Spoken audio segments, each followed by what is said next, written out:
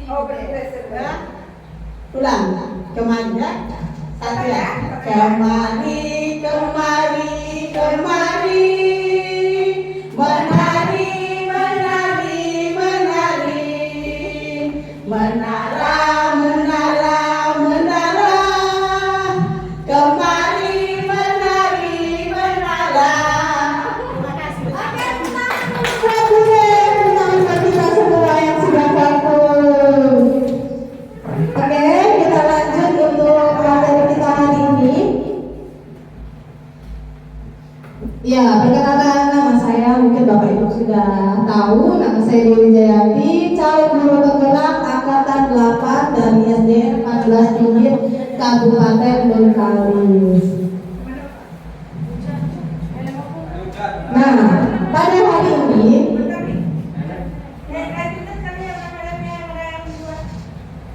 hari ini izinkan saya untuk memaparkan atau menyampaikan pemahaman tentang diseminasi budaya positif di sekolah. Nah, materi ini, budaya positif ini saya terima di modul 1.4 pada pendidikan guru penggerak. Saya berkewajiban untuk menyebarkan ini kebaikan ya, menyebarkan materi yang saya dapatkan kepada Bapak Ibu guru.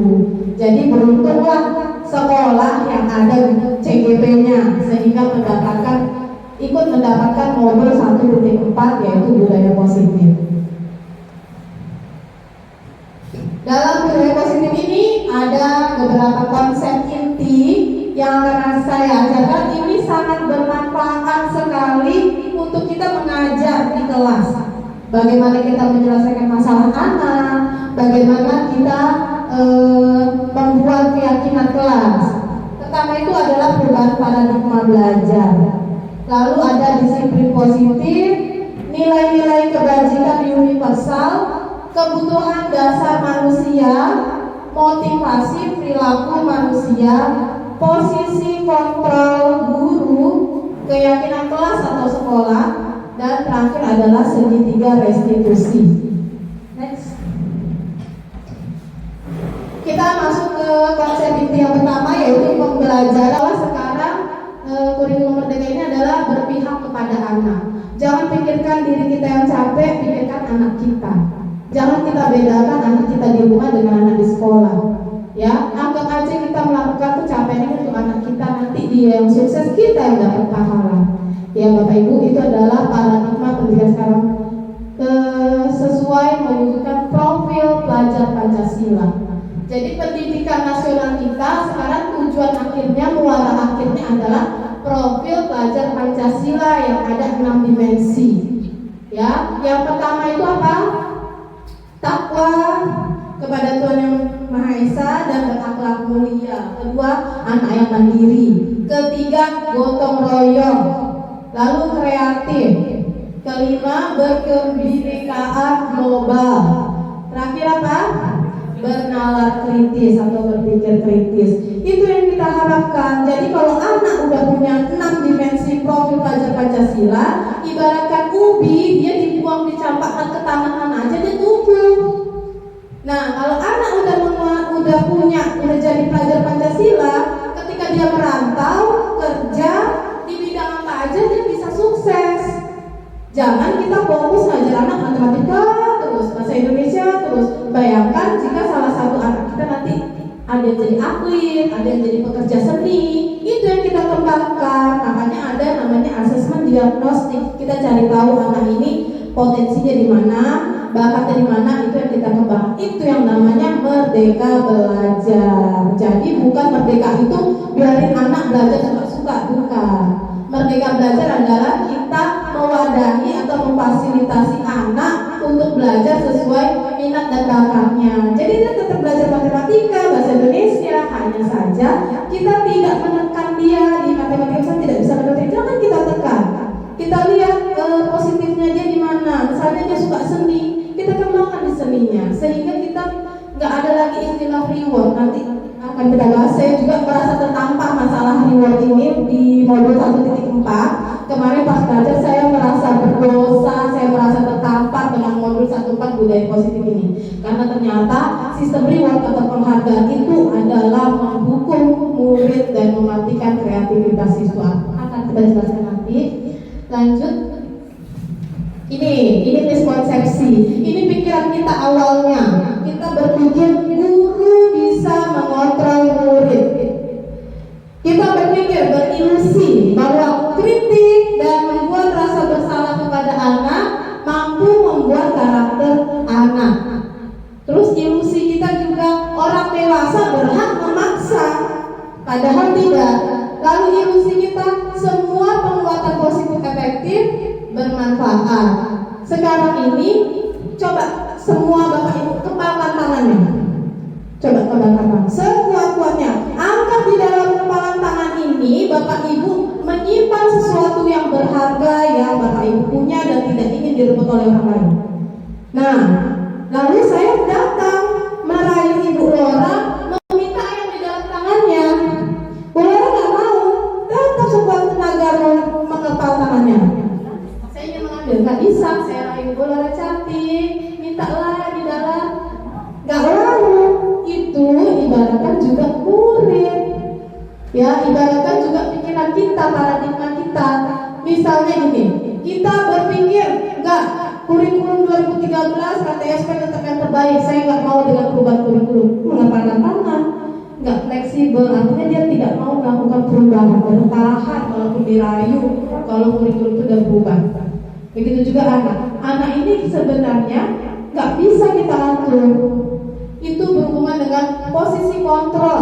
Anak yang bisa mengontrol diri kita adalah diri kita sendiri. Begitu juga anak, orang dewasa, orang tua gak bisa mengontrol anak sebenarnya. Yang bisa mengontrol kita adalah diri kita sendiri. Contohnya kita mau marah, kita mau nangis, kan diri kita yang mengontrol kan? Gak bisa. Nah, anak ini sebenarnya udah bersedia dikontrol oleh gurunya. tetapi gurunya keterlaluan, terus-terusan dikontrol, terus-terusan dipaksa ngerjakan ini, ngerjakan itu, padahal anak tidak suka, bosan. Next. Ini materi berikutnya, disiplin positif. Disiplin positif ini adalah juga salah satu materi yang membuat saya juga tertampar ya Bapak Ibu, karena saya juga sebagai guru berdisiplin. Coba saya masih datang terlambat, saya masih telat mengisi nilai anak, itu juga masalah disiplin positif. Disiplin positif ini adalah dapat mengontrol diri dalam melakukan tindakan. Artinya positif timbul dari dalam hati, ya. Disiplin intrinsik atau internal, disiplin positif sama aja. Jadi bukan disiplin karena adanya aturan, tapi disiplin karena dia menghargai dirinya sendiri untuk menjadi orang yang disiplin, menghargai waktu. Contohnya ya, seperti ini. Kalau saya dulu ngajar di kelas 5, besoknya mau ada acara misalnya pelatihan, ya, itu kalau diumumkan ke anak, besok anak yang tidak memiliki disiplin positif pasti tidak datang. Karena dia motivasi datang ke sekolah adalah wali kelasnya. Mendengar besok wali kelasnya nggak datang, ya dia nggak datang. Tapi kalau anak punya disiplin positif, dia motivasi ke sekolah bukan karena gurunya, tapi karena dirinya sendiri yang ingin sukses, yang ingin belajar, dia akan tetap datang. Di kelas 5 itu banyak. Tahun lalu di kelas 5 ada itu beberapa anak, setiap saya mengumumkan besok mau pergi, pasti dia tidak datang. Akhirnya saya setiap ada acara nggak mau lagi kasih tahu, mendadak. Jadi dia anak itu terlanjur datang kan. Nah, makanya nanti ujung-ujungnya masih tugas sama guru lain.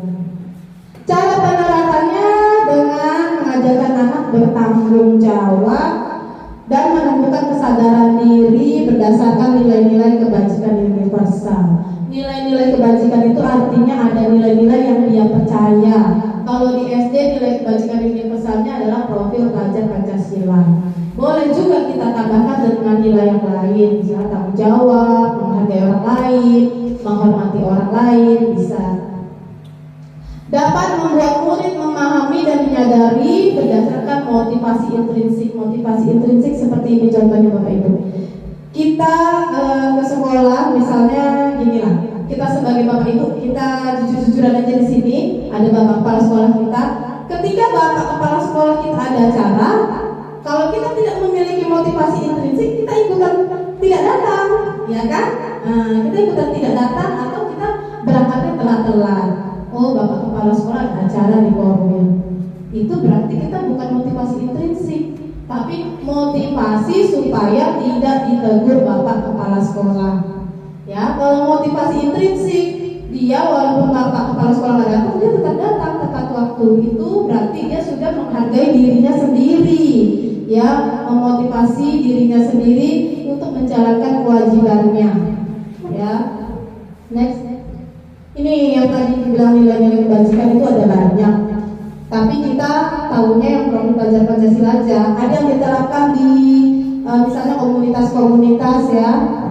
Nah ini kalau profil pelajar Pancasila kan isinya beriman dan bertakwa, mandiri, berkebinekaan global, gotong royong, kreatif dan berpikir kritis. Ini ada juga nilai kebajikan yang dipercaya oleh suatu organisasi PYP. Ya, nilai kebajikannya yang dipercaya itu toleransi, rasa hormat dan juga yang lainnya. Jadi kalau kita sudah menanamkan sama anak kita, ini loh nak, besok tujuan akhir pendidikan kita profil pelajar Pancasila. Kalau anak udah percaya, yakin sama profil pelajar Pancasila, sehingga kita gampang membuat peraturan kelas, keyakinan kelas. Sebenarnya sekarang nggak ada lagi peraturan kelas, nanti kita akan bahas. Nggak boleh lagi ada tata tertib dan peraturan kelas. Beda namanya sekarang sesuai paradigma baru. Nah, ini perlu juga kita pelajari kebutuhan dasar manusia, bukan hanya siswa tapi gurunya juga. Jadi anak yang ternyata anak bermasalah di sekolah itu biasanya karena ada salah satu kebutuhan dasar manusianya tidak terpenuhi. Ya, kebutuhan dasar manusia adalah segala sesuatu yang kita lakukan untuk mendapatkan apa yang kita inginkan. Ada yang memenuhinya dengan perilaku positif, ada yang memenuhinya dengan perilaku negatif. Yang biasanya melakukan negatif itu karena dia tidak dapat dari orang tuanya. Ya. Next. Nah, ini ada 5. Ini memang universal ya. Kita juga butuh ini. Ada 5 yang harus kita penuhi. Yang paling utama adalah kebutuhan bertahan hidup. Di bertahan hidup ini adalah semua yang berhubungan dengan fungsi biologinya, yaitu makan, kesehatan, ya, rohaninya ada di bertahan hidup. Jadi ketika anak misalnya di sekolah dia suka mencuri bontot kawannya, bisa jadi salah satu kebutuhan dasarnya ada yang tidak terpenuhi dari orang tuanya, yaitu kebutuhan bertahan hidup. Sehingga dia untuk bertahan hidup dia mencuri di sekolah, mencuri bontot kawannya. Itu yang harus kita sensitif kepada siswa kita, mencari tahu kalau murid kita bermasalah gara-gara kebutuhan yang mana yang belum terpenuhi. Kebutuhan kedua adalah cinta dan kasih sayang. Ini yang sering terjadi di sekolah kita. Kenapa? Karena orang tua di sini rata-rata subuh-subuh pagi-pagi udah berangkat ke ladang. Jadi anaknya merasa dibiarkan begitu saja pergi ke sekolah. Nanti pulangnya sore udah mau maghrib. Jadi anak merasa kurang kasih sayang dari orang tuanya, sehingga di sekolah itu dia cenderung mengganggu kawannya. Kenapa? Dengan dia mengganggu kawannya mendapat perhatian gurunya, disebut namanya, kenapa kamu begini nak, harus begini. Itu yang dia mau. Dia ingin dibelai, ingin ditegur, ingin dipanggil namanya, karena dia tidak mendapatkan itu di rumah. Itu adalah kebutuhan cinta dan kasih sayang. Ini yang sering terjadi di sekolah kita. Kebutuhan berikutnya adalah kebutuhan rasa senang. Biasanya anak-anak yang tidak dibawa main sama orang tuanya, tidak diberi kebahagiaan sama orang tuanya, di sekolah dia juga biasanya nggak mau belajar. Ya, dia terlihat, enaknya main di lapangan aja bu, enaknya kita main begini aja bu. Berarti kebutuhan dasar kesenangannya di rumah tidak terpenuhi, sehingga dia kerjaannya di sekolah ngajakin gurunya main terus, nggak mau belajar. Dia pengen kesenangan di rumah, dia tidak dapat. Berikut adalah kebutuhan kebebasan. Ini anak-anak yang dikekang sama orang tuanya, jadi dia maunya bebas. Contohnya di kelas ini anak-anak kita suruh menggambar pemandangan. Dia menggambar pemandangan mulu, bosan bu, saya maunya menggambar misalnya mobil-mobil, pesawat-pesawatan, ya. Berarti dia butuh kebebasan. Dia udah capek diatur sama orang tuanya di rumah, nggak dikasih pilihan, selalu diarahkan sama orang tuanya di rumah. Jadi di sekolah itu dia selalu protes sama gurunya, kenapa nggak buat ini, kenapa nggak belajar yang ini bu. Itu menunjukkan tanda-tanda anak kurang kebutuhan kebebasannya. Ya, berikutnya adalah kebutuhan penguasaan atau akan kekuasaan. Itu adalah berhubungan dengan kebisaan dia. Ya, biasanya dia di kelas pengen jadi ketua kelas, pengen berkuasa, pengen, bu saya lah bu jadi ketua kelas. Saya bisa bu, saya bisa. Berarti dia di rumah tidak dipercaya untuk tanggung jawab sesuatu, memegang sesuatu, tidak dipercaya orang tuanya. Sehingga di sekolah dia pengennya menunjukkan ke teman-temannya saya bisa. Ya, itu adalah kebutuhan penguasaan. Jadi ini nanti dasar kita untuk menyelesaikan masalah anak di sekolah, sehingga terwujudnya budaya positif di sekolah. Budaya positif ini udah dianjurkan sama pemerintah, dilakukan di setiap sekolah. Ini ada lagi motivasi perilaku manusia. Ya, manusia ini pasti ada 3 motivasinya. Yang pertama, dia melakukan sesuatu untuk menghindari hukuman atau ketidaknyamanan. Yang kedua, dia melakukan sesuatu karena pengen dikasih imbalan atau penghargaan. Yang ketiga, anak yang mau melakukan sesuatu dengan motivasi intrinsiknya, sesuai yang dia mau, motivasi intrinsiknya sesuai yang dia mau karena dia menghargai dirinya sendiri dengan nilai-nilai dipercaya, nilai-nilai kebajikan. Itu ada tandanya di bawah, ada motivasi eksternal, internal.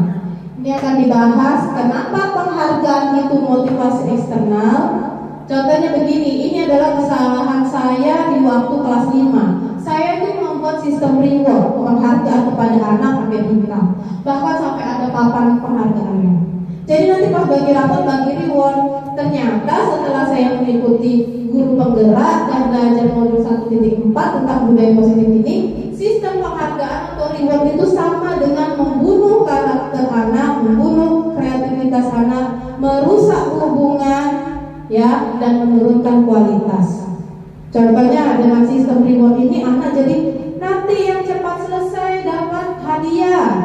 Anak ini cepat-cepat selesai, padahal yang dia selesaikan itu salah. Yang penting dia merasa duluan aja dulu selesai. Lalu kemarin nyuruh anak, ayo selesaikan ini jendela kita hiasannya. Yang bisa membuat hiasan jendela nanti dapat reward. Dia membuatnya salah-salah. Nah, jadinya salah-salah kan? Karena apa? Karena yang dikejar reward, nggak memikirkan ini harus cantik. Dia berpikirnya yang penting selesai, nanti dapat reward. Makanya kalau kita membiasakan anak diberi penghargaan, sampai besar dia tidak punya motivasi intrinsik. Kalau mau melakukan sesuatu nanya dulu ada upahnya nggak, ada penghargaannya nggak, kalau nggak. Jadi kita harus bagaimana sama anak mengapresiasi solusinya. Dengan bagaimana mengapresiasinya? Apresiasi dia semuanya, jangan satu-satu. Nanti muncul rasa dendam. Ibu ini pilih kasih, hanya mengapresiasi ini, padahal kan aku hebat di bidang ini. Jadi kita mengapresiasi sesuai bidangnya. Oke, sampai di sini Bapak Ibu paham? Paham? Ada pertanyaan? Udah mulai ngantuk Bu Yanti? Kita explaining lagi. Kalau tadi dari Bu Des, kalau sekarang dari siapa ya? Dari siapa? Bolehlah dari saya dulu. Oke. Instruksinya ikuti kata saya. Kalau boleh tadi kan ikuti gerakan, ikuti suara. Ikuti kata saya. Fokus ya, ikuti kata saya. Ayam, bebek, bebek, ayam. Ayam, bebek, bebek, ayam. Bebek, bebek, ayam, ayam. Bebek, ayam, ayam. Ayam, bebek, ayam, bebek, bebek, ayam, bebek, ayam. Ayam, bebek, ayam, bebek, bebek, ayam, bebek, ayam. Pertanyaannya ada berapa bebek? Semuanya tidak konsentrasi. Kenapa? Kenapa semuanya tidak konsentrasi? Petunjuknya ikuti kata saya. Pas saya tadi bilang ada berapa bebek, kok nggak ada mengikuti ada berapa bebek? Kok malah jawab 4? Kenapa ya? Padahal intinya ikuti kata saya. Jadi harusnya jawabannya ada berapa bebeknya? Lalu jawabannya ada berapa bebeknya? Ya, karena ibunya ikuti kata saya. Berarti terbukti. Bapak Ibu guru di sini berfokus. Satu kali lagi kalau ketika sampai fokus. Ikuti telunjuk saya. Diputar. Ikuti telunjuknya semua diputar-putar. Diputar, putar, diputar-putar. Pegang mata. Iya, Ibu Damelia tadi mau pegang hidung atau bibir, langsung pegang mata. Lagi, putar, putar, putar, putar, coba, putar, putar, putar, pegang kuping. Iya, Bu Titi sama Bu Gara tidak fokus. Ternyata cenderung mengikuti orang lain, tidak konsentrasi. Nah, di sini aja belum terbentuk budaya positif kita ya kan? Tadi Bu Yanti malah putar-putar-putar pegang telinga, ini malah kayak tunjuk saya. Oke, kita lanjut ya. Next. Nah, ini nih. Ini saya ini kemarin sebagai tipe guru penghukum. Ini ada istilahnya hukuman, konsekuensi, restitusi. Ya. Jadi anak ini kalau dia melakukan kesalahan, jika dia dihukum, itu akan menimbulkan rasa sakit, rasa dendam. Ya, jadi hukuman itu tidak bagus. Hukuman adalah tidak terencana, tiba-tiba. Lalu hukuman murid tidak tahu apa yang akan terjadi atau tidak dilibatkan.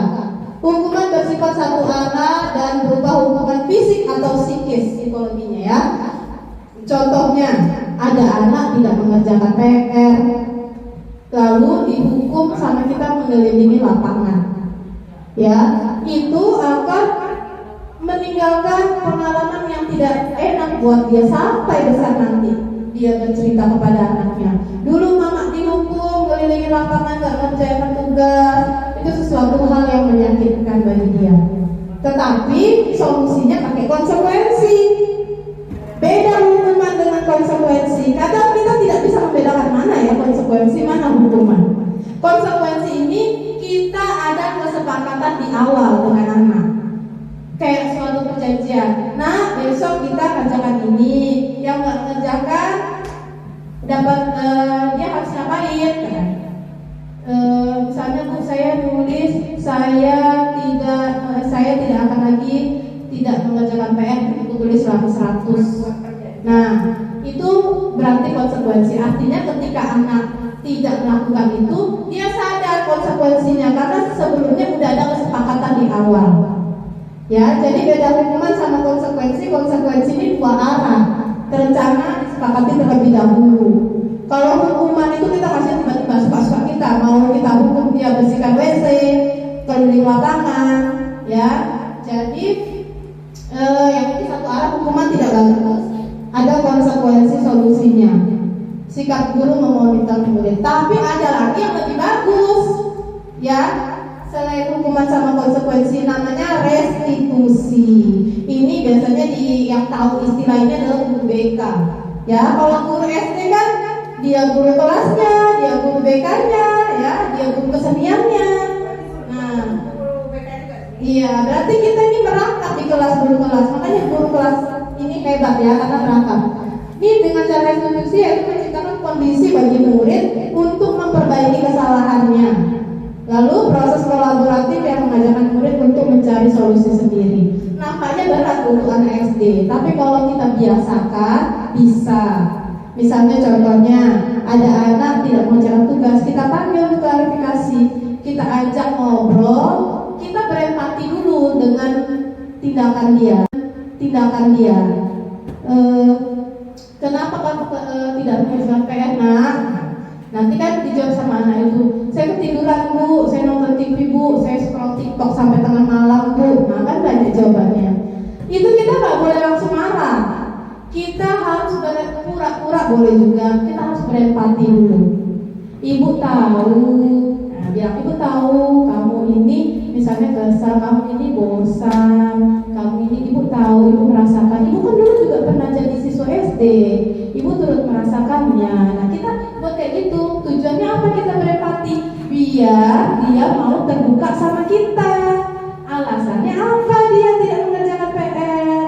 Kenapa dia nakal di kelas? Alasannya kalau kita udah berempati dulu, akhirnya dia terbuka sama kita. Ya. Lalu kalau udah terbuka kita bilang kan, jadi nak kira-kira kenapa kamu melakukan itu? Jadi nanti menjawab, ya Bu, mama aku pagi-pagi udah berangkat kerja, pulang sore, ya kan, aku nggak diperhatikan. Atau iya Bu, saya kesal kali sama dia Bu, dia panggil sebut-sebut nama orang tua saya di kelas. Nah kan, kita udah berempati, akhirnya dia terbuka. Sesudah terbuka baru kita bilang, yang kamu lakukan itu betul atau tidak? Sesuai nggak sama keyakinan kita, keyakinan kelas kita, nilai-nilai kita yang kita percaya? Nanti akan kita bahas di keyakinan kelas ya. Next. Nah ini ada 5 posisi kontrol guru. Yang pertama penghukum, saya salah satunya. Lalu ada guru yang tipenya pembuat, ya siapa? Pembuat merasa bersalah. Ya, jadi dia tipenya sama anak ini bikin anak merasa bersalah sama dia. Lalu ada tipe guru yang menjadikan siswa adalah teman. Rupanya ada kekurangan juga ini. Saya tipe penghukum dan teman. Ya, kadang-kadang jadi pemantau juga. Lalu ada tipe pemantau. Pemantau ini dia nanti menawarkan konsekuensi. Intinya kuncinya adalah konsekuensi. Lalu ada tipe guru yang paling disarankan, yang paling terbaik adalah posisi kontrol manager, ya, bukan manajer di kantor-kantor. Tipe manajer, karena di tipe manajer ini dia menerapkan segitiga restitusi yang tadi saya sebutkan langkah-langkahnya. Ya, kita bahas dulu tipe penghukum. Next. Nah, ini contoh tipe penghukum. Ini ada kasusnya siswa tidak memakai atribut lengkap saat upacara bendera. Kalau guru tipe penghukum, yang posisi kontrolnya sebagai penghukum, dia akan bicara mengasih hukuman hormat pada bendera selama 1 jam. Padahal kita tidak tahu apakah anak ini tadi pagi sarapan atau tidak. Bisa jadi nanti pas hormat bendera dia pingsan. Lalu dia nggak mau pingsan, lalu juga nggak mau lagi dia sekolah. Ya, jadi jangan sampai kita menyakiti anak sampai dia tidak mau berangkat ke sekolah, itu bahaya. Itu sama dengan kita membunuh karakternya. Lalu kedua adalah guru pembuat rasa bersalah. Dia menjadikan dirinya sebagai posisi kontrol pembuat rasa bersalah. Cirinya adalah dia menggunakan kata-kata seperti ini. Berapa kali ibu bapak harus beritahu kamu selalu aja mengecewakan ibu bapak. Gak kasihan kamu sama ibu. Nah, itu tipe guru yang membuat rasa bersalah. Dia minta dikasihani, dia mengatakan dia kecewa. Ya. Next, berikutnya adalah posisi kontrol sebagai teman. Kalau tipe guru yang memposisikan kontrol dirinya sebagai teman, tipenya dia akan berbicara seperti ini. Ayo dong ikuti aturan sekolah. Jadi kata-katanya kayak sama usia, sebaya. Ya. Tolong bantu ibu bapak ya sekali ini aja. Tolong ibu ya. Ibaratnya seperti minta tolong sama kawan, sama teman ya. Lain kali jangan sampai kayak gini lagi ya. Nah, itu adalah posisi kontrol teman. Masing-masing ada kekurangan dan kelebihan. Ya, berikut adalah posisi kontrol pemantau. Kalau pemantau ini dia tidak menghukum, ya, tidak menghukum, tidak membuat rasa bersalah, tidak seperti teman. Dia tetap tegas dan dia menawarkan konsekuensi. Contohnya dia menggunakan kalimat seperti ini. Kamu sudah melanggar peraturan sekolah kan? Kamu tahu kan konsekuensinya? Nah, udah ada konsekuensi. Jadi dia tipenya minta anak melakukan konsekuensi ketika dia melanggar aturan. Ya, setelah upacara kamu beli atribut ke koperasi dan jangan diulangi lagi ya. Jadi ada solusinya juga. Tipe pemantau ini disarankan, tapi lebih disarankan lagi adalah tipe manajer. Tipe manajer ini dia seperti ini cirinya. Apakah kamu tahu kesalahan kamu hari ini? Tahu. Lalu kita berempati kan.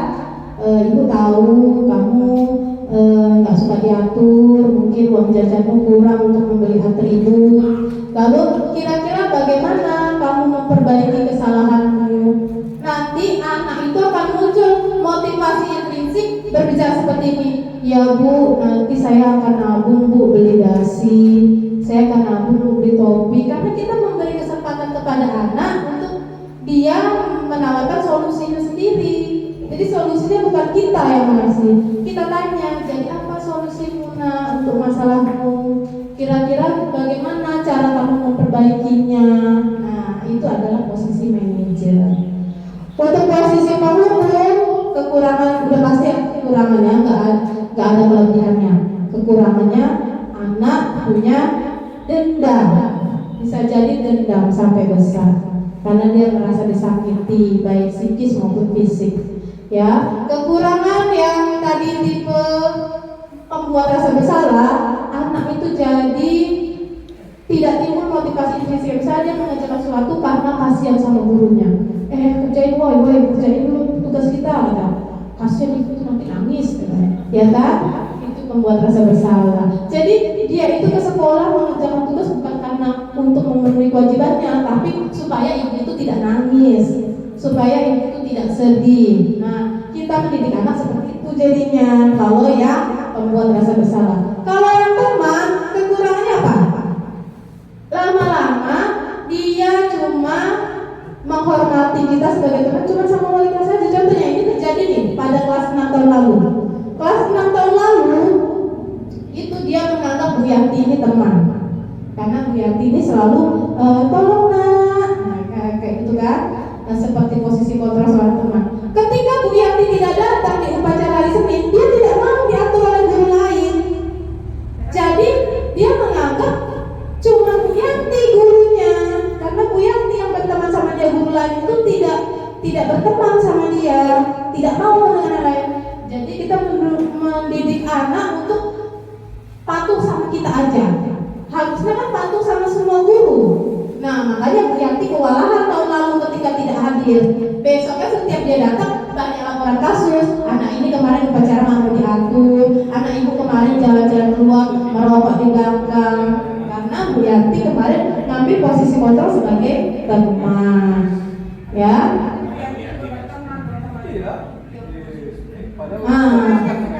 Iya, tipe-tipe anak berbeda-beda ya Bu ya. Yang ini kayaknya agak pintar dia. Tahu dia dari mana namanya kan? Lanjut kita. Yang posisikan pemantau. Pemantau berarti dia hanya menyuruh konsekuensinya aja kan? Berarti nggak ada solusi. Hanya menyuruh anak untuk kamu tahu kan konsekuensinya. Nah, cuma seperti itu. Jadi kita tidak mendidik anak untuk mencari solusinya sendiri atau bertanggung jawab. Itu aja kekurangan pemantau. Jadi pemantau itu tetap bagus, tapi lebih bagus lagi yang manajer. Yang manajer kita berempati, kita menanyakan bagaimana bentuk tanggung jawab dia, kita menanyakan bagaimana solusi yang dia tawarkan. Kalau anak kelas rendah gimana Bu? Kalau anak kelas rendah mana bisa dia berpikir solusi? Betul, anak kelas rendah kita masih pakai pilihan. Nah, ini kan udah ngerjain PR, sekarang mau ngerjain PR di rumah atau di sini. Rasa bersalah, betul tangan ke sana. Next, berikutnya, silakan ditebak lagi terus berikutnya. Kamu tidak pernah benar melakukannya. Apa yang pertama? Penghukum. Ada 5 posisi kontrol. Yang pertama penghukum, kedua membuat rasa bersalah, ketiga teman, keempat pemantau, kelima manajer. Jadi ada karakteristik pertanyaan atau pernyataan yang keluar dari mulutnya. Ini tipe guru yang bagaimana? Oke, next yang ketiga, silakan ditebak. Apa rencanamu untuk menyelesaikan masalah ini? Oke, manajer. Udah pada hebat, berarti udah menjadikan manajer sebagai cita-cita ya. Sebagai posisi kontrol yang ingin dicapai di tahun ajaran ini. Saya juga ingin sekali menjadi posisi manajer tahun ini. Gak mau lagi jadi penghukum, teman, pembuat rasa bersalah, gak mau lagi. Next, berikutnya. Kamu tidak pernah mendapat nilai jika tidak mengerjakan tugas. Tipe posisi kontrol. Kamu tidak pernah mendapat nilai, kamu tidak akan bisa mendapat nilai jika tidak mengerjakan tugas. Pemantau, karena dia menawarkan konsekuensi. Tipe pemantau ciri khasnya adalah konsekuensi yang ditawarkan. Next, ayolah lakukan demi Bapak Ibu ya. Posisi kontrol, teman. Ayolah lakukan apa aku. Gak kasihan sama aku, itu masalah ya. Lanjut. Nah, ini keyakinan kelas. Jadi sekarang di kelasnya yang tulisan ada peraturan kelas, tata tertib kelas, tata tertib sekolah, simpan. Sekarang udah paradigma baru, namanya bukan peraturan kelas lagi, tapi keyakinan kelas atau boleh juga kesepakatan kelas. Ya, karena kalau aturan kelas atau tata tertib kelas itu dibuatnya satu arah. Guru aja buat dengan kemauan hatinya. Salah, coba Ibu Yanti jelaskan. Saya kalau membuat peraturan kelas kami kompromi dengan anak. Apa perjanjiannya kalau terlambat? Ya, konsekuensinya. Habis itu apa peraturan kita kalau kita nak buat PR? Misalnya kalau buat tugas ya PR-nya benar semua. Misalnya soalnya 5 ini benar semua, cepat tepat waktu, kontennya 10. Habis itu dia nggak buat kan masih tak dihukum. Besok dikumpulkannya walaupun benar semua kamu kontennya 9 kurang 1. Kenapa? Kamu tidak disiplin. Kalau kamu buat kamu ikut terserah mau kapan kamu kumpulkan terserah. Tapi akan dikurangkan nilainya 1. Hari ketiga berarti ada 3. Berarti 3 dikurangkan nilainya walaupun kamu benar semuanya. Mau kamu contek, mau di mana terserah kamu.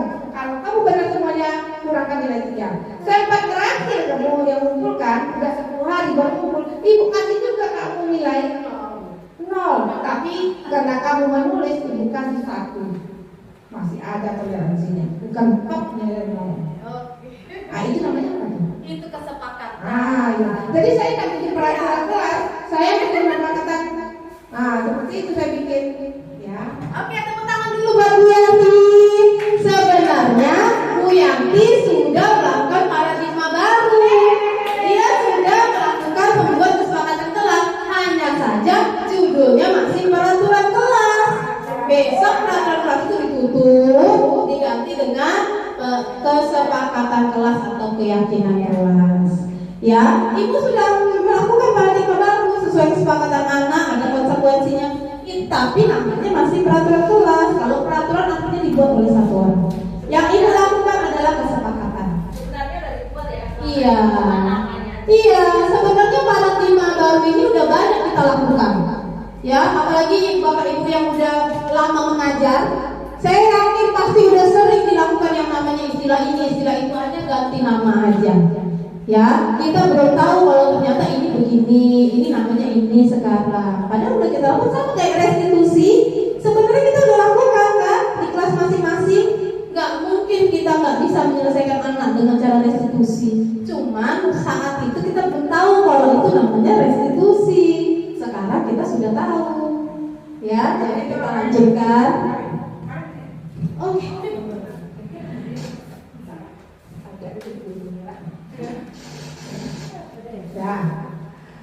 Kalau saya kan kalau mengajar anak-anak tidak melaksanakan tugas, ya, saya kan tidak melakukan hukuman, entah berdiri ke depan, entah mengerjakan PR di luar, seperti yang aku lakukan anak tidak bikin PR, ya di luar, kerjakan di PR. Kenapa saya tidak melakukan seperti itu? Karena anak waktu kita mengajar, dia mengerjakan PR di luar, karena kelalai dia mengerjakan PR di luar. Tentu materi yang hari ini dia tidak mengerjakan, tidak mendengarkan karena dia sibuk dengan otomatis nanti dia ketinggalan. Setelah dia ketinggalan, tentu ada tugas lagi. Dia tidak mendengar. Makanya saya tidak pernah melakukan kalau anak tak buat PR, silakan kerjakan di luar. Tidak pernah saya lakukan karena saya sistemnya kalau tak butuh PR, besok boleh kamu kumpul, tapi ada kurang nilainya. Kenapa saya lakukan seperti itu? Agar anak tetap melanjutkan pelajarannya, dilanjutkan yang pelajarannya, yang tugasnya tetap dikerjakannya, supaya dia tidak ketinggalan dengan pelajaran yang lain. Itu yang saya lakukan. Oke, udah hebat ya Bu Yanti ya, sudah menerapkan paradigma baru. Saya justru melakukan seperti yang Bu Yanti tidak lakukan. Saya sampai menghukum kelas, menghukum anak itu keluar kelas, berdiri sambil mengerjakan tugas. Jadi makanya saya bilang tadi, saya belajar modul 1.4 budaya positif ini tertampar waktu di guru penggerak. Ternyata saya penghukum, ya kan? Iya.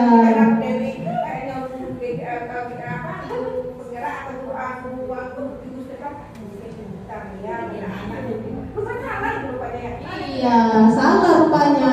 Sebenarnya tetap aja kita perlu saling mengingatkan kepada teman. Tidak. Kalau diingatkan bisa aja. Kenapa kemarin seperti itu sama kelas 5? Ya, saya dipotong hukum karena mereka ketika saya suruh nanti kerjakan PR di rumah berlanjut, sekarang dengarkan ibu, itu ujung-ujungnya ngumpulin tugas tuh. Kemarin tipe kelas 5 yang kemarin itu seperti itu. Makanya saya hukumnya seperti itu. Jadi tetap terisi buku nilai saya. Ya, kalau dia mengerjakan hal itu sambil berdiri atau di luar, jadi teman yang ada nilai, dia juga ada nilai. Saya pikirannya seperti itu. Jadi kita sebagai guru ini punya sudut pandang beda-beda, ya. Tapi kita dianjurkan untuk saling mengingatkan dan saling menguatkan. Sekarang kan baru tahu kalau ternyata salah. Bagaimana kalau ibu campur-campur paradigma ya masalah. Iya, namanya juga peralihan. Peralihan itu masih ada campuran yang lama sedikit, campuran yang baru sedikit. Makanya saya ketika ada tugas harus diseminasi budaya positif, sebenarnya saya malu karena saya belum melakukan budaya positif. Saya sebagai guru hukum, ya, jadi dapat tantangan suruh bikin diseminasi atau menjelaskan tentang budaya positif ke guru-guru. Aduh, nanti dihakimi lagi sama guru-guru yang lain. Contohnya Bu Yanti. Bu Dewi dulu kayak begini. Iya, saya dulu kayak gitu tipe penghukum. Tapi dengan adanya ini modul 1.4 budaya positif ini, saya merefleksi diri, ternyata caranya tidak bagus. Jadi besok jadi pakai lagi. Jadi udah banyak ancang-ancang. Nanti tahun pas saya bangsul bagaimana pengajarannya lagi. Iya, guru sebagai teman. Ini nampaknya Bu Yanti kan sedang menanggapi. Yang lain gimana? CGP angkatan. Katanya kalau guru sebagai teman itu kan kurang bagus, ya. Mengapa saya bilang seperti itu sama anak? Kita berteman, tapi ada batas-batasnya. Kamu siswanya, ibu bukan berteman atau sama rata aja. Maksud ibu itu kita berteman itu, misalnya dia ada sesuatu yang terganjal di hatinya, apapun keluhannya baik di rumah, ibaratnya kita sebagai guru BP, dia akan curhat sama kita. Tapi kalau kita ada benteng guru, dia agak malu. Makanya ibu selalu kita berteman lah. Jadi biar anak tuh bisa curhat sama kita. Oh, apa masalahmu? Mengapa kamu belajar seperti ini? Langsung dia bilang, kan, contohnya anak saya yang sedang kamu ibu lihat praktiknya gimana? Kan kita berteman, makanya dia mau curhat. Kalau kita ada batas, kalau kita berteman, anak tuh kalau menurut saya dia mau curhat. Kalau ada benteng antara guru dengan murid, dia agak rasa gimana lagi tuh mau menyampaikan.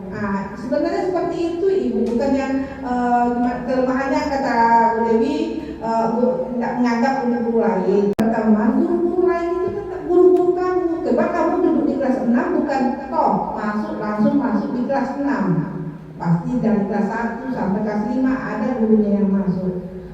Diingatkan cuma anaknya aja. Kalau berteman sama anak itu masuk buat itu, memang setiap ngajar ke 6. Saya suruh kita berteman ya nak, berteman. Maksudnya bukannya yang hanya teman yang ada di hati. Saya maksudnya supaya anaknya bisa curhat sama saya, karena dia menganggap anak.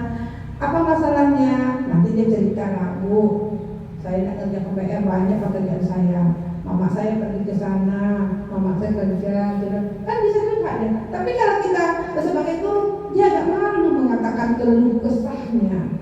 Itu sebenarnya saya memang sebagai teman, mungkin sebagai manajer, selalu bertanya kan. Dua ya, Kan, oke. Berarti Bu Yanti ini saya simpulkan dia posisi kontrolnya 2 sebagai teman dan manajer. Jadi untuk supaya anak ini terbuka dengan pendekatan menjadi teman dulu. Tetapi anak sekarang pintar loh Bu Yanti.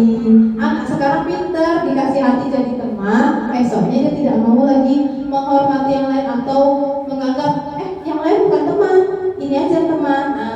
Itu permasalahannya anak sekarang makin kesini makin pintar. Dia selalu memakai peluang, ya. Mumpung Bu Yanti anggap kita teman, selalu kayak gitu ya. Jadi hati-hati teman-teman, kalau kita ketemu dengan siswa yang paham itu cara untuk menjadi terbuka bisa. Tapi kalau kita ketemu anak yang memanfaatkan kebaikan Bu Yanti sebagai teman untuk hal-hal yang lain, itu juga nggak bisa, karena tiap anak berbeda-beda ya Bu Yanti ya. Mereka punya kualitasnya masing-masing, mereka unik sesuai pemikiran KHD atau Ki Hajar Dewantara. Next. Oke, nah ini pembentukan keyakinan kelas ada tata caranya ya. Cirinya pertama bersifat abstrak ya, berupa pernyataan universal. Jadi misalnya gini, kalau peraturan dilarang berisik dirubah jadi kesepakatan kelas atau keyakinan kelas harap tenang. Jadi dirubah dengan kalimat positif. Kalau di peraturan kebanyakannya kalimat negatif, jangan, dilarang, ya kan? Kalau peraturan, kalau keyakinan kelas atau kesepakatan, dia pakai kata yang positif, harap tenang, lanjutkan, ayo, mari, ya. Jadi tidak ada lagi kata dilarang, jangan, nggak ada lagi kayak gitu. Iya, kan sudah menerapkan keyakinan kelas, hanya judulnya aja yang beda, ya. Lalu dibuat ya pernyataan positif sedikit aja, nggak usah berhalaman-halaman. Keyakinan kelas atau kesepakatan kelas sedikit aja biar anak ingat. Jadi ketika dia melanggar, kita restitusi, kita tanya keyakinan kelas yang mana yang kamu langgar, kesepakatan kelas yang nomor berapa yang kamu langgar. Anak ini kalau SD palingan cuma bisa menghafal 5 paling banyak untuk keyakinan kelas, ya. Lalu sesuaikan dengan kondisi kelas dan sekolah sehingga mudah diterapkan. Jangan sampai konsekuensinya itu yang seperti sekolah-sekolah di kota, besok kamu ngeprint ini buat tugas ini komputer, padahal kodrat anaknya dia tidak tahu cara menggunakan laptop. Iya, ini ada tanggapan dari Ibu Yuni sekarang.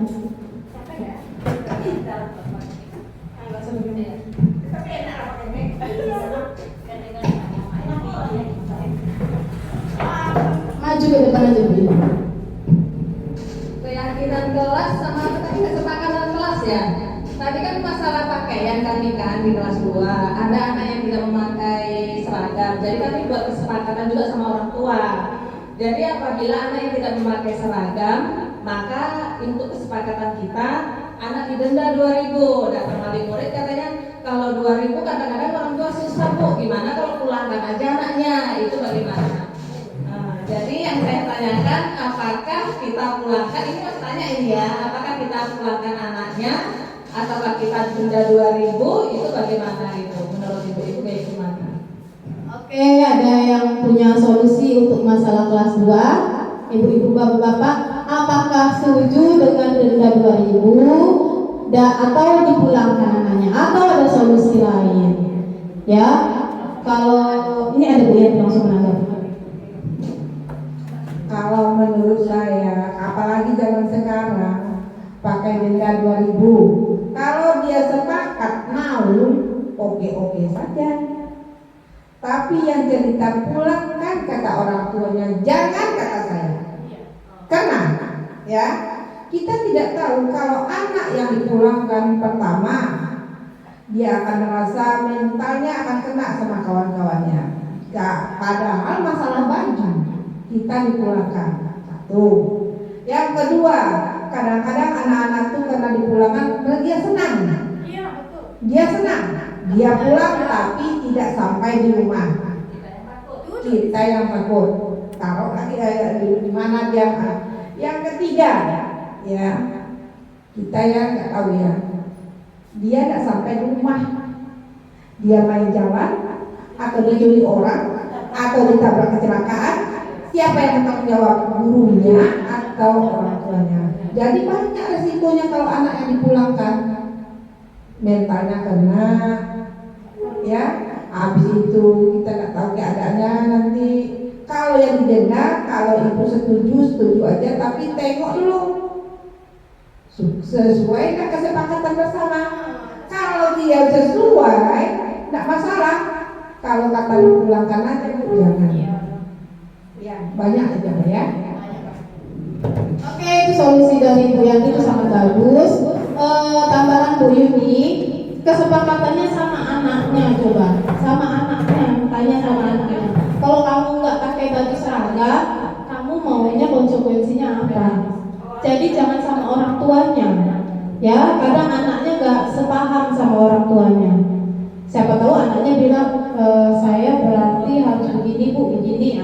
Catat konsekuensi yang dia minta. Sampai berapa lama konsekuensi ini sampai kamu bisa pakai baju? Ini bajunya ada atau tidak ada? Kan dia karena ini Tidak ada. Oh, Karena sebelumnya udah dikasih tahu gitu. gitu.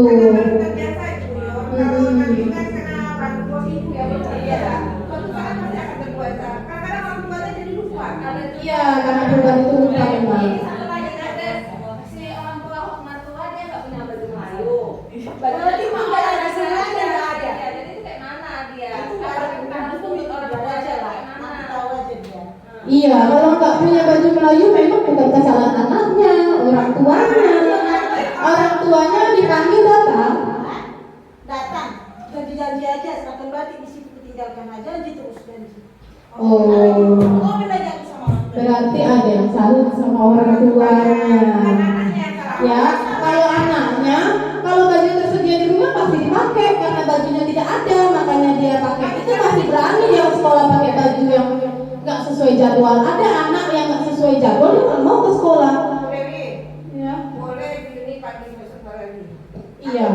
Panggil aja orang tuanya ya, karena anak tidak bersalah. Itu termasuk 5 kebutuhan dasar Bu Ilmi. Tidak terpenuhi kebutuhan dasarnya untuk ya bertahan hidup ya. Bertahan hidup ya, pakaiannya nggak ada ya. Sandang, pangan, makan itu masuk ke dalam kebutuhan hidup. Kalau kita bicara sama orang tuanya, berarti orang tuanya sendiri yang membunuh karakter anaknya. Mengapa? Orang makanya baju sama-sama dia tersisi sendiri. Itu perlunya edukasi ke orang tua karena tidak semua orang tua berpendidikan tinggi Bu Yanti. Jadi kita edukasi orang tuanya. Bayangkan ibu, anak ibu di kelas beda sendiri, diasingkan sama teman-temannya, dibully sama teman-temannya. Nah, seperti itu harus dijelaskan sama orang tua. Bagaimana ibu kalau di posisi ibu seperti itu? Kalau aku Iya, betul. nggak ada tanggapan orang tuanya. Selalu itu antara anaknya, kan anaknya. Udah pakai baju semua, kan anaknya. Apa katanya? Sendiri kan dia biasa-biasa. Iya, pas kan dia lagi biasa. Sampai ada tangan bajunya di situ. Itu udah dibayar. Udah dibayar bajunya. Iya, di kelas itu siapa namanya? Oh, Siapa? Kalau ditanya mana pasti lah. Nah, ini kalau anak pindahan gimana Bapak Ibu? Kalau dia kasih baju olahraga lama? Boleh? Kelonggaran. Beli. Kalau baru nggak apa-apa ya. Maksudnya baru pindah iyalah nggak apa-apa. Kalau pindahnya udah lama, Iya, baju itu beli. ya berarti suruh beli. Ya. Solusinya suruh temui Bu Tapi Yanti. kalau aku bilangnya kalau pindah pindah sudah sudah ada. nanti ada kelas tinggi dia. Kalau saya rasakan nggak usah ditekan-tekan, tapi disuruh di atas, kasih bawah. Ya, yang penting kan dia sama olahraga sama Melayu. Kalau yang tinggi itu nggak usah kita paksa beli nanti. Iya. Kalau juga dia nanti Kalau kelas tinggi dia. Berarti kita sepakat ya, kalau kelas tinggi dari 4 sampai 6 tidak kita paksa untuk membeli seragam baru. Karena dia tuh akan lulus ya. Bajunya udah tentang ya kan beragam. Kita kan baru sekarang aja, baru kan kita dulu apa sekolah. Oke, ini kayaknya udah mulai panas, ada yang ngantuk, ada yang panas. Kita tepuk semangat dulu. Biasanya di kelas ngajakin anak tepuk semangat. Sekarang saya ngajakin bapak ibu gurunya tepuk semangat. Oke? Ayo Bu Laura ini paling rajin coba anak tepuk semangat, nyanyi-nyanyi. Ayo kita buktikan ibunya gimana sekarang. Nah, sekarang harus suka. Karena kita ngajar kelas SD.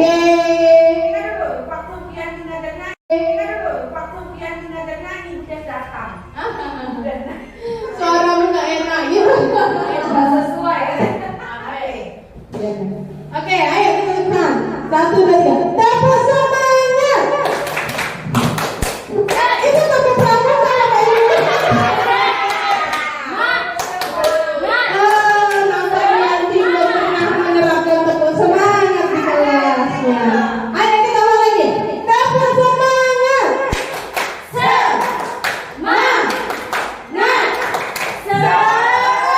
Ada yang ketakutan, ada yang semangat. Nah, itu perlu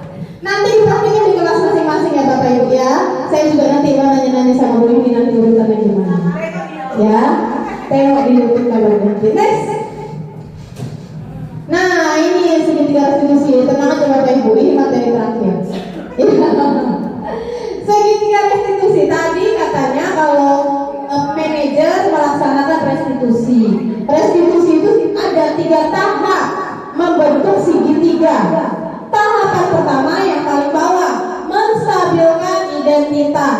Ciri khasnya itu kalau menstabilkan identitas, misalnya ibu tahu kamu marah, ibu tahu kamu kesal, ya, ibu tahu kamu kecewa. Nah, itu adalah menstabilkan identitas, memberi empati, menstabilkan identitas itu. Lalu next ada tahapan kedua adalah validasi tindakan yang salah. Artinya setelah kita beri empati, kita kasih tahu yang dia lakukan itu adalah salah, ya, dengan cara masing-masing pertanyaan. Kamu besok mau jadi seperti apa, nak? Kalau kayak gini, kira-kira apa masalahmu, apa alasanmu? Nah, langkah ketiga, segitiga definisi yang terakhir, yaitu menanyakan keyakinan. Jadi guru ini sebelumnya udah buat keyakinan. Tadi kita udah sampai kesepakatan ya. Kesepakatan itu bisa diturunkan lagi Bu Yanti dengan kalimat yang lebih pendek, namanya keyakinan kelas. Keyakinan kelas itu ketika kesepakatan dikasih nilai-nilai kebajikan. Contohnya nanti ditanya sama anak, kamu melanggar keyakinan kelas yang mana? Bertanggung jawab Bu. Nah, jadi dia cuma berisi nilai-nilai kebajikan yang dia percaya atau dia sepakati di kelas dengan gurunya. Kamu melanggar keyakinan kelas yang mana, nak? Menghargai teman Bu, atau menghormati teman. Jadi lebih mengingat dia. Nah, kalau gitu apa solusi dari kamu? Bagaimana kamu memperbaiki kesalahanmu? Itu adalah pertanyaan pada menanyakan keyakinan. Ini yang akan kita tekan segitiga restitusi. Misalnya ada pertanyaan, bisa nggak segitiga restitusi ini yang diterapkan cuma 2 langkah aja? Bisa. Ya, tidak harus 3. Tergantung kompleksitas masalahnya apa. Kalau masalahnya ringan, bahkan 1 tahap aja bisa. Ya, cuma sekedar langsung menanyakan keyakinan atau memvalidasi tindakan masalah. Ya, jadi tidak harus 3 langkah. Apalagi kita di SD atau di kelas rendah itu masalahnya biasanya tidak kompleks. Yang pakai segitiga restitusi yang 3 langkah ini masalah yang kompleks ya, yang sulit untuk diselesaikan, seperti bertengkar dengan teman. Next, masih ada? Nah, ini tahapannya. Tadi udah saya jelaskan. Ini ciri khas dari menstabilkan identitas. Dia akan mengeluarkan pernyataan seperti ini gurunya. Berbuat salah itu wajar, ya. Tidak ada manusia yang sempurna. Artinya kita berempati ya. Ibu bapak juga pernah kok melakukan itu dulu, ya. Atau ibu bapak tidak mau mencari siapa yang salah, siapa yang benar. Atau juga kamu berhak kok masa gitu. Ibu ngerti. Itu kan bentuk empati kepada anak. Supaya di langkah segitiga restitusi terbuka di langkah kedua. Next, yang memvalidasi tindakan yang salah. Nah, di tindakan yang salah ini kita lanjutkan dengan pertanyaan lagi. Jadi kita terus-terusan memberi pertanyaan. Kamu pasti punya alasan mengapa melakukan hal itu. Dan buka dia, karena kita udah berempati, udah tidak menyalahkan dia di awal. Lalu padahal kamu bisa kan melakukan yang lebih buruk lagi dari ini. Nah, terus kamu patut bangga karena kamu telah melindungi sesuatu yang penting buatmu. Lalu kamu melakukannya karena mempertahankan sesuatu kan? Nah, bisa juga. Itu validasi tindakan yang salah. Jadi kita tidak menghakimi satu arah. Ya, kita turut merasakan apa yang dia rasakan. Itu kunci dari segitiga restitusi. Next, langkah terakhir itu adalah menanyakan keyakinan seperti ini. Apa keyakinan kelas kita? Masih ingat keyakinan kelas kita? Nilai apa yang telah kita sepakati bersama? Seperti apa gambaran sebuah kelas yang ideal menurutmu? Kamu ingin menjadi seperti apa? Ya, keyakinan kelas yang mana yang kamu langgar? Nah, itu adalah menanyakan keyakinan. Setelah menanyakan keyakinan, barulah kita tawarkan dia punya solusi nggak untuk dirinya sendiri. Ya, jadi kamu punya solusi apa nak untuk dirimu, untuk masalahmu? Atau kamu gimana cara kamu memperbaiki kesalahanmu hari ini? Nah, seperti itu. Walaupun kita tahu tipe anak kita di sini bagaimana, nggak ada salahnya kita coba dulu. Siapa tahu dengan kita keras dia tidak bisa, dengan kita berempati bisa atau tidak. Kita coba. Pasti ada anak yang nyangkut dengan segitiga restitusi. Nggak mungkin semua anak tidak mau di restitusi ya. Next. Oke, ini kita akhirnya sudah sampai di penghujung acara kita. penutup saya menyimpulkan dalam penerapan program disiplin positif hendaknya guru memiliki standar kepribadian profesional dan sosial yang baik, di mana guru mampu merefleksi dirinya sendiri. Refleksi itu kita berkaca, introspeksi, ya, dalam posisi kontrol kita saat ini sebagai apa, baru kita perbaiki. Bagaimana perjalanan dirinya sebagai among ini yang digalakkan oleh Bapak Ki Hajar Dewantara, yaitu among itu sistem manajer yang menuntut murid-muridnya menjadi insan yang mandiri, merdeka, dan bertanggung jawab. Jadi kita nuntun anak gimana dia mandiri, merdeka, bertanggung jawab. Ya Bapak Ibu, sampai di sini paham Bapak Ibu tentang budaya positif? Rasanya saya udah melaksanakan. Iya, rasanya kita sudah melaksanakan sama Bu. Malah saya kata-katanya misalnya ditulis, setelah itu kan apa masalahnya? iya sama Bu. Ketika saya belajar di guru penggerak, ketika mendengar ini rasanya udah melaksanakan. Ada materi kemarin nilai guru penggerak, ada kreatif, kolaboratif, padahal udah melaksanakan, ya. Cuman ternyata kita belum mengkotak-kotakannya aja. Kalau kita udah bilangnya punya, lah kan. Padahal kalau buat pertemuan itu kan kita kan apa masalahnya kamu udah bikin PR? Ngapain kamu udah pakai sepatu? Kan udah kita secara apa namanya itu? Restitusi. Restitusinya apa masalahnya? Nggak ada duit loh kamu. Oke, ya, punya semangat sekali sama materi budaya positif ini. Kita tentang apresiasi buat Kreati karena yang paling partisipatif. Oke, saya akhiri sampai di sini penjelasan tentang budaya positif. Semoga kita bisa mengimplementasikannya ya Bapak Ibu mumpung masih tahun ajaran baru. Oke, saya akhiri. Mohon maaf bila ada kesalahan kata-kata atau tindakan. Saya akhiri wabillahi taufiq walhidayah. Wassalamualaikum warahmatullahi wabarakatuh. Selamat siang, salam dan bahagia Bapak Ibu guru hebat.